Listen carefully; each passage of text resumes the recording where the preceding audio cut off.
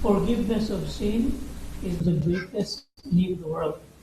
And Jesus bought a burden and caught a vision.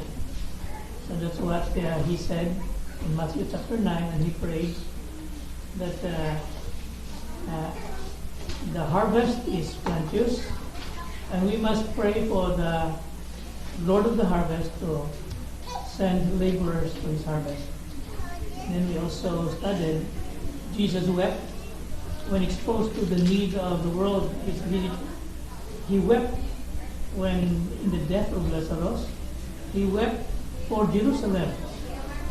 And he said in John 16, he loved the world so much. And then we also studied the first Sunday, reaching. The world starts with seeing the things that we should see, like Jonah did not see at first, but later he did. Judas Iscariot thought he saw, but he really did not.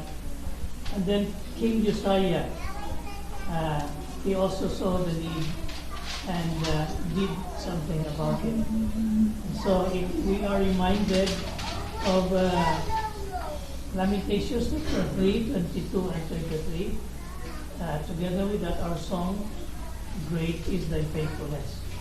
And so we must go on reaching to others until the Lord comes. On the second Sunday, we talked about God's mission needs haste, like what is said by David in 1 Samuel chapter 21, 8 and 9. So maybe hopeless and discouraged people were attracted to David because of his godly vision. And that should also be our vision to meet the need of the world. On the third Sunday, we talked about Jesus mentally charted the path of God's work and the people in the future as they continue to preach the gospel to the world, that is also speaking to us. To the Lord in Matthew 12 and Matthew 24, he gave us the signs of the times at the end of the ages, and he told us what we can do. We must be faithful to the end in preaching the gospel, and we must have integrity and decision and a servant heart and determination and sacrifice and preparation and action as we go to reach the world. And the strategy is to start in Jerusalem and then go to Asia Minor, to Europe, to Africa, and until later it reached the Philippines as part of the whole world. And so we must encourage each other to go beyond ourselves and go beyond where we are. Now in the fourth Sunday, we talked about the Lord connected with all kinds of people. He connected with even immoral people, the immoral woman of John chapter 8, the religious impostors of John chapter 7, the criminals and the sinners who were nailed to the cross with him. And he also connected with the simple and the humble, like the boy with the 5 loaves of bread and 2 fish, and also a little child that he presented to his disciples, that he said, we must be like the little child in our sincerity and in our faith. And then he also brought to salvation a man who was a lunatic and demon-possessed in Matthew 17.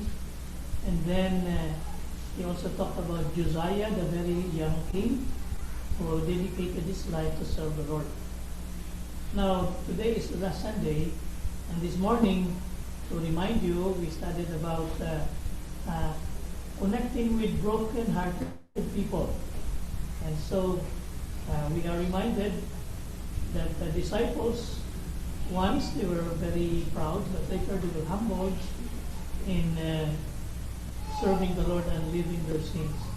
The Pharisees also and the scribes were very proud people, but some of them were humbled, and some of them did believe in the Lord, like Nicodemus and Joseph of Arimathea.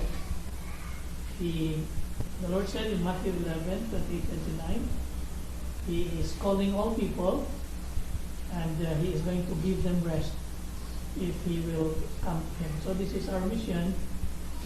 And so He wants to give new hearts of rejoicing to those who do not have joy.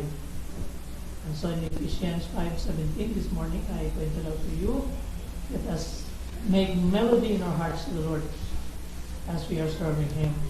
Let us remain, like what the Lord said in Matthew 5:8, to be pure in heart, and that we must be encouraged not to lose heart, according to Galatians chapter 6, verse 9, as we continue to support our missions.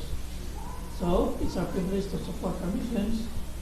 And in our church here, we have had great needs in the past several months.